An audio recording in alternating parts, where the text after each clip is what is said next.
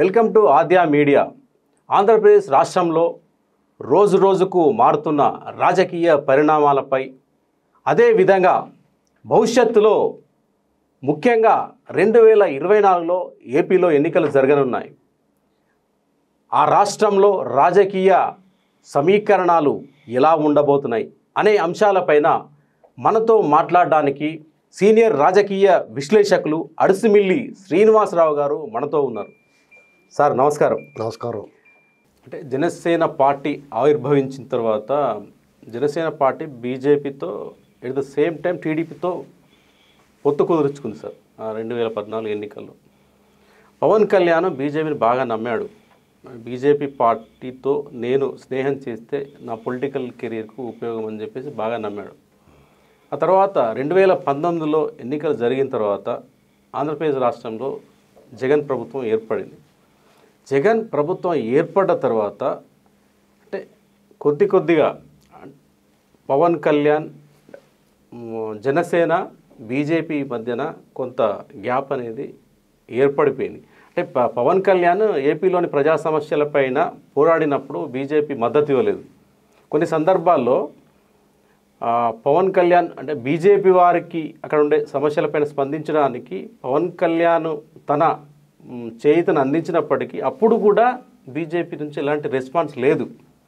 మొన్న వైజాగ్లో జరిగిన సంఘటనలు ఏవైతే ఉన్నాయో వాటిపైన కూడా బీజేపీ స్పందించలేదు. మొదట్లో అనుకున్నాడు అంటే బీజేపీతో నాకు బాగా కుదిరింది, ఒక రోడ్ మ్యాప్ ఇచ్చేసి ఏపీని నాకు వదిలేస్తుందని పవన్ బలంగా నమ్మాడు. కానీ పరిస్థితులు పూర్తిగా మారిపోయాయి.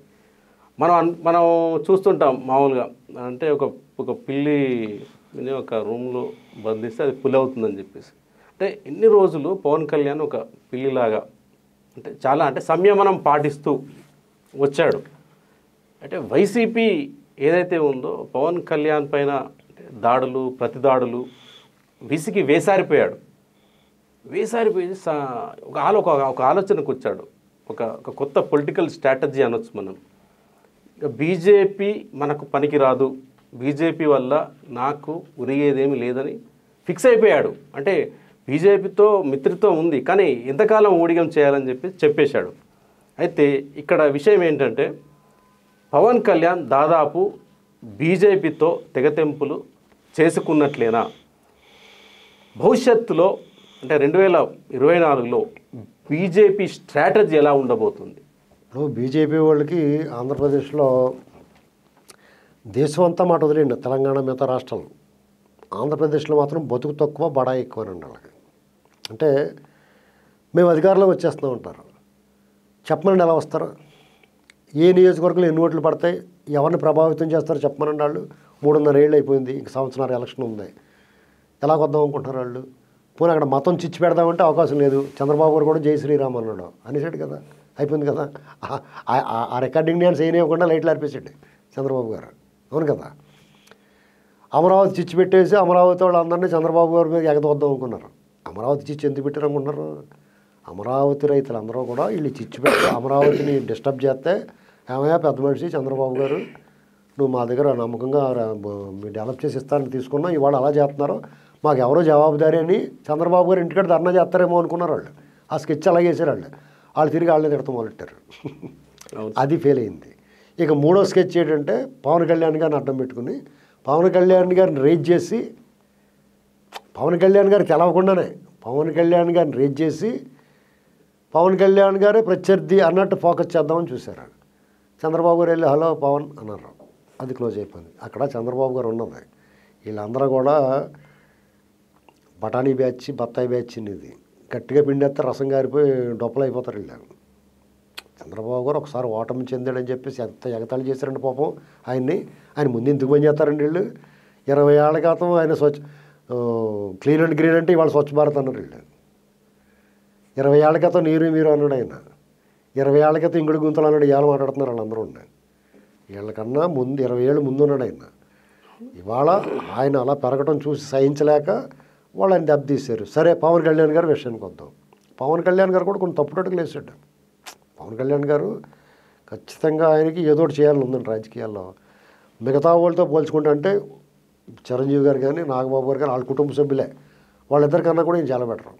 ఎలాగంటే రాజకీయాల్లో చిరంజీవి గారు ఫెయిల్ అయ్యాడు, నాకు వద్దురా బాబు అని చెప్పేసి ఆయన పని ఆయన చేసుకుంటున్నాడు పెద్ద మనిషి. నాగబాబు గారు అసలు అటు ప్రజారాజ్యంలో ఏం పోటీ చేయలేదు, ఇక్కడ పోటీ చేసేటువంటి పని, కానీ ఆయన కూడా ఈ మధ్యకాలంలో సైలెంట్గా ఉన్నాడు. మధ్యలో సినిమాలకు సంబంధించి ఆ తోటి నటులతో వాళ్ళతో వీళ్ళతో కొంచెం డిస్టర్బెన్సెస్ ఉన్నా ఆయన వరకు. ఇక్కడ పవన్ కళ్యాణ్ గారికి ఆ రకమైన చిల్లర మల్లర వ్యవహారాలు ఎప్పుడు లేవు. రాజకీయాల్లోకి వచ్చాడు, ఎవరితో ఆయన అంతటా ఆయన వెళ్ళి తగ్గు పెట్టుకోలేదు, పద్ధతిగా ఉన్నాడు. రాజకీయాల్లో కూడా పార్టీ పెట్టిన తర్వాత మోడీ గారి మీద అభిమానం ఉందని చెప్పాడు. మోడీ గారు చంద్రబాబు గారితో పొత్తు పెట్టుకున్నాడు కాబట్టి ఆయన కూడా సపోర్ట్ చేసాడు అంతే. వాళ్ళ ముగ్గురు పొత్తు కాదు.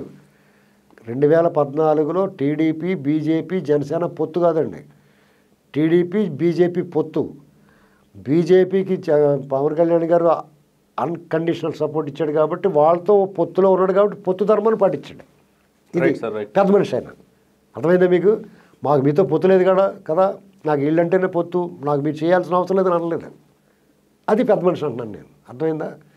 ఇక కొంతమంది మాట్లాడతారు, మీరు పొత్తులు లేకుండా టీడీపీ ఎప్పుడన్నా గెలిచిందా అని వైసీపీ వాళ్ళు అంటారు, బీజేపీ వాళ్ళు అంటారు, జనసేన వాళ్ళు కూడా అన్నారు. మా కాళ్ళు పట్టుకున్నాడు చంద్రబాబు గారు, మేము లేకపోతే మీరు గెలవలేరు అంటారు. అది దానివల్ల ఏంటంటే ప్రయోజనం ఉండదు. ఒక కార్యక్రమం మంచి కార్యక్రమం చేశారు, అయిపోయింది. దానివల్ల మంచి ఫలితమే వచ్చింది. టీడీపీ వైపు నుంచి ఎప్పుడు కూడా వీళ్ళని కించపరిచి వ్యాఖ్యలు రాలేదు. ఆ పొత్తు విషయంలో చంద్రబాబు గారు ఎప్పుడు కంఫర్టబుల్గా ఉన్నాడు, కన్వీనియంట్గా ఉన్నాడు. వాళ్ళకి పవన్ కళ్యాణ్ గారు ఏం చెప్పినా చేశాడు కాబట్టి వాళ్ళు రేపో ఇవాళ వెళ్ళి కలవడానికి అభ్యంతరం లేకుండా పోయింది. చంద్రబాబు గారు కానీ పవన్ కళ్యాణ్ గారు కానీ పరస్పరం దూషించుకోలేదు కాబట్టి ఇవాళ మళ్ళీ కలవడానికి అభ్యంతరం లేదు. మోడీ గారు చంద్రబాబు గారు తేడా వచ్చింది. ఇప్పుడు వాళ్ళు కలవడానికి అభ్యంతరాలు ఉన్నాయి. వాళ్ళిద్దరికి ముఖం చెల్లదు కలవాలనుకున్నా కానీ. కాబట్టి అది అక్కడ ఆగింది, ఆ వాడ అవతల. లేకపోతే అది వచ్చేసి నీ తీరానికి అందుకని ఆగింది అది. ఇంకోటి ఏంటంటే అందరికీ తెలియాల్సిన విషయం ఒకటి ఉందండి. 2014 జనరల్ ఎలక్షన్ జరిగక ముందే జడ్పీటీసీ, ఎంపీటీసీ, మున్సిపల్ ఎన్నికలు జరిగినాయి స్థానిక సంస్థలు. అందులో మీకు కావాలంటే ఆ పీడిఎఫ్ పంపిస్తా. సార్ జడ్పీటీసీ, ఎంపీటీసీలో టీడీపీకి అన్ని జిల్లాల్లో ఎన్ని స్థానాలు వచ్చినాయి చూసుకోండి, వైసీపీకి ఎన్ని స్థానాలు వచ్చినాయి చూసుకోండి. అలాగే మున్సిపాలిటీలు టీడీపీ ఎన్ని గెలిచిందో, వైసీపీ ఎన్ని గెలిచిందో చూసుకోండి. అప్పుడు మీకు అర్థమైపోద్ది ఎవరు బలం ఏంటని. యాక్చువల్గా బీజేపీ కలవకుండా ఉండుంటే 2014లో టీడీపీ తోటి ఇంకో 20 సీట్లు ఎక్కువ వచ్చును టీడీపీ ఖచ్చితంగా. ఎందుకంటే టీడీపీ మీరు ఒక 2 నెలల ముందో నెల ముందో జరిగిన ఎన్నికల్లో టీడీపీకి క్లియర్ మ్యాండేట్ ఇచ్చారు కదా. అవును సార్. రూరల్లోను అర్బన్లోను కూడా. ఇదివరకు టీడీపీకి అర్బన్లో ఉండేది కాదు, రూరల్లో స్ట్రాంగ్గా ఉండేది రామారావు గారు ఉన్నప్పటి నుంచి. అటువంటిది 2014 విభజన తర్వాత జరిగిన ఎన్నికల ముందు జరిగిన జడ్పీటీసీ, ఎంపీటీసీ ఎన్నికల్లో రూరల్లో అర్బన్లో కూడా టీడీపీ క్లియర్ మ్యాండేట్ ఇచ్చారు. అంటే దాదాపు 130 సీట్లకు సరిపడగా గెలిచారు మున్సిపాలిటీలు కానీ, జడ్పీటీసీలు కానీ, ఎంపీటీసీలు కానీ. అంటే వాటిలో అవి ఉన్న నియోజకవర్గాలు లెక్కేసుకుంటే 125 నుంచి 130 నియోజకవర్గాలు వస్తున్నాయి వాళ్ళకి. మొన్న రోజు 108 వచ్చినాయి టీడీపీకి. అంటే వీళ్ళ వల్ల 20 తగ్గిపోయినాయా? తగ్గిపోయాయి సార్. ఎవరి వల్ల తగ్గిపోయి ఆ మాట అలా వీళ్ళు ఇలా పదే మా వాళ్ళు గెలిచారు అంటుంటే వాళ్ళు చిరాకు వచ్చి ఇదిరా బాబు అని చెప్పారు. మీ సీన్ ఏదైనా అనరా, 10 చాలు మిమ్మల్ని తిడతారని నన్ను, మేము 4 కొడతారు కదా, నన్ను కొట్టకుండా వదిలేరు కదా. అదే జరిగింది. అదే విభేదాలు. ఇంకా టీడీపీకి జనసేనకి విభేదాలు ఏం లేవండి. అధికారంలో ఉన్నంతకాలం చంద్రబాబు గారు, పవన్ కళ్యాణ్ గారు ఏదైనా సమస్య చెప్తే దాన్ని పరిష్కారం చేశాడు. ఆయన చాలా మర్యాదగా చూసేవాడు.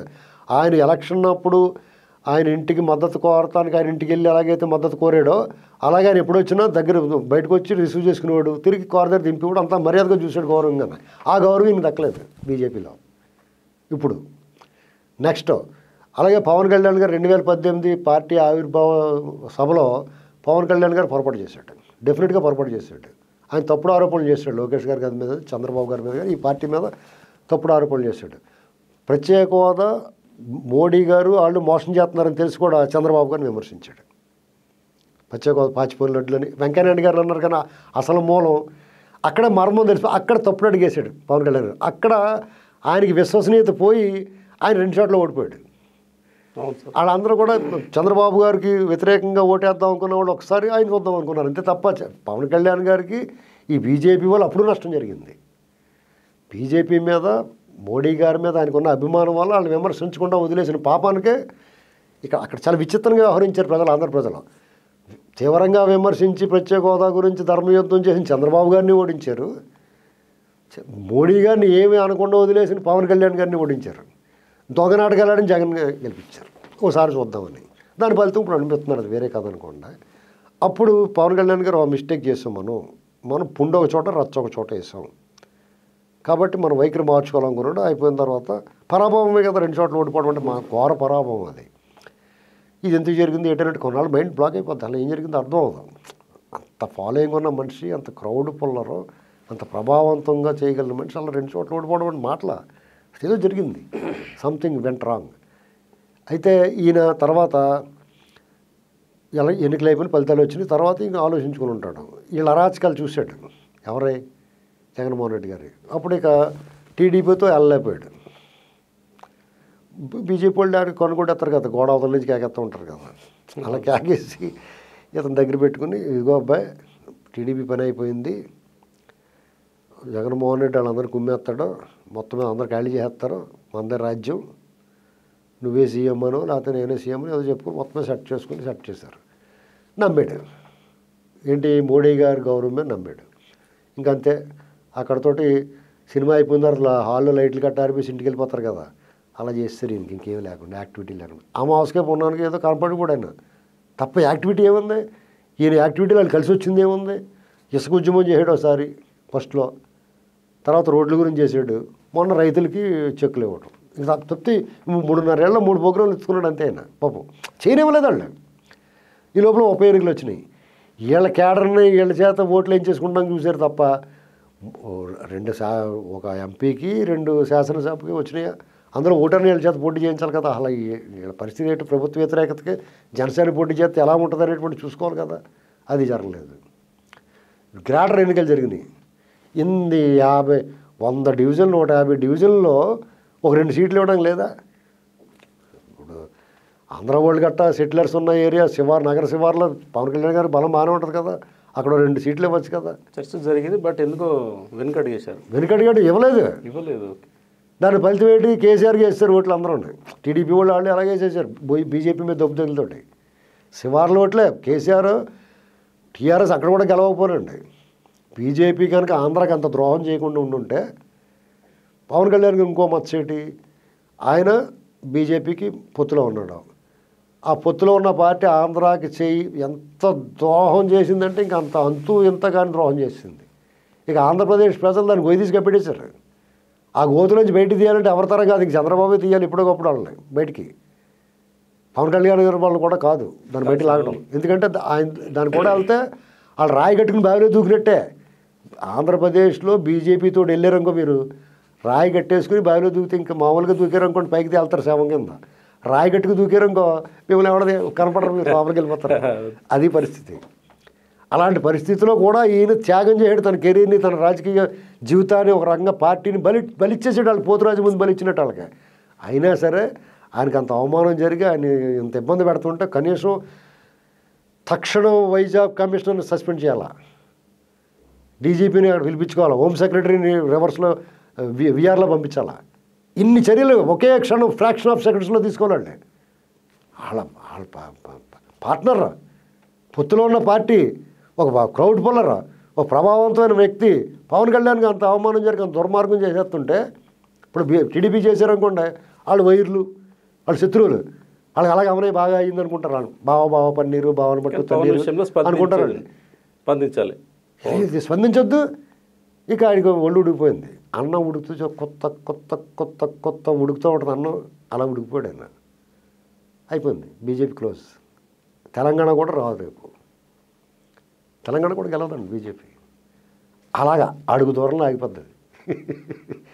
ప్రతి చోట కూడా అడుగు దూరం ఆగిపోతామంటే ఒక 5 సీట్లు 6 సీట్లు తక్కువ వచ్చి అధికారంలో ఆగుద్ది అనుకుంటున్నారా? కాదు, ప్రతి ఎమ్మెల్యే కూడా అడుగు దూరంలో ఆగిపోతూ ఉంటాడు. ఒక 5,000 ఓట్లు 6,000 ఓట్లు ఆగిపోతాడు. ఇది జరగబోయేది.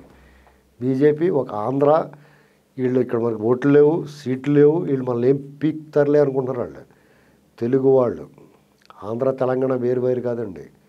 ప్రాంతాలు వేరైనా అంతరంగం ఒకటే, యాసలు వేరుగా ఉన్న భాష ఒక్కటే. శ్రీకాకుళం నుంచి ఆదిలాబాద్ వరకు ఒకే తీర్పిస్తారు వీళ్ళు. వీళ్ళు శత్రువులు దెయ్యంలాగా అందరికీ ఒకలాగే కనపడుతుంది. దేవుడిలాగా అందరికీ ఒకలా కనపడతాడు. రామారావు దేవుళ్ళ కనపడ్డాడు, అందరికీ ఒకలా కనపడ్డాడు. అప్పుడు కాంగ్రెస్ దెయ్యంలా కనపడింది, అందరికీ దెయ్యంలా కనపడింది. ఇవాళ దెయ్యంలాగా వాళ్ళు కనపడుతున్నారు, చూస్తారు. ఇప్పుడు వీళ్ళ సంగతే తెలుగు వాళ్ళు ఆగ్రహిస్తే కర్ణాటక, తమిళనాడు, ఒరిస్సా, మహారాష్ట్ర, గోరఖ్పూర్ అన్ని చోట్ల వాళ్ళకి తాలింపేసేస్తారు. అది అర్థమైందండి. ఓకే. మీకు బీజేపీ పవన్ కళ్యాణ్ గారి పొత్తు వాళ్ళు స్వయంకృతం, దాన్ని చెడగొట్టుకుంటాం. ఆహాకారాలు ఆర్తనాదాలు పెరిగిపోవడం కారణం ఏంటంటే ఈ భవిష్యత్తు తలుచుకుని రేపు వద్దని జగన్మోహన్ రెడ్డి గారు సీనే ఉండదు. ఓ పక్కన రాహుల్ గాంధీ వచ్చేస్తున్నాడు, వరదలై గోదావరి అనే పాట ఉంటుంది మనకు, అలాగే వచ్చేస్తుంది. అది పొలపొలపొలపొలమంటుంది. ఓ పక్క నుంచి కమ్ముకుంటూ వచ్చే భలే ఆకాశం కమ్మేస్తుందిరా బాబు అంటారు చూసారు, అలా కమ్ముకుంటూ వచ్చేస్తున్నాడు. రాహుల్ గాంధీని ఎంత చిన్న చూపు చూసారు వీళ్ళు.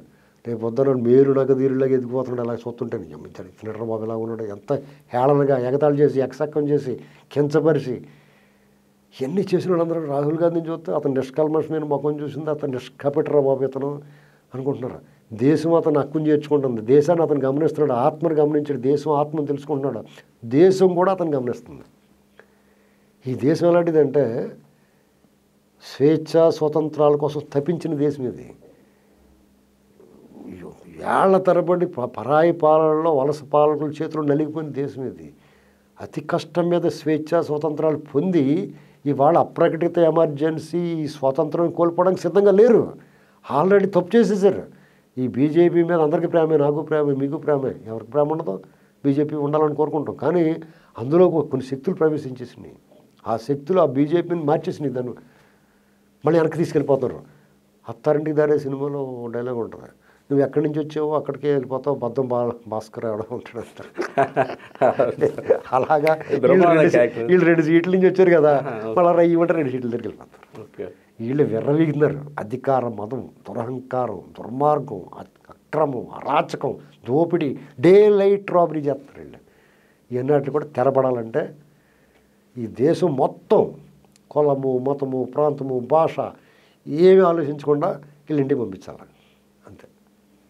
ఇదండి ఈరోజు తెలుగు రాష్ట్రాల్లో, ముఖ్యంగా ఆంధ్రప్రదేశ్ రాష్ట్రాల్లో చోటు చేసుకుంటున్న రాజకీయ పరిణామాలు, 2024లో రాజకీయ సమీకరణాలు ఎలా ఉండబోతున్నాయి అన్న అంశాలపైన సీనియర్ అనలిస్టు అడిసిమిల్లి శ్రీనివాసరావు గారు వారి అభిప్రాయాలు చెప్పారు. Sir, thank you.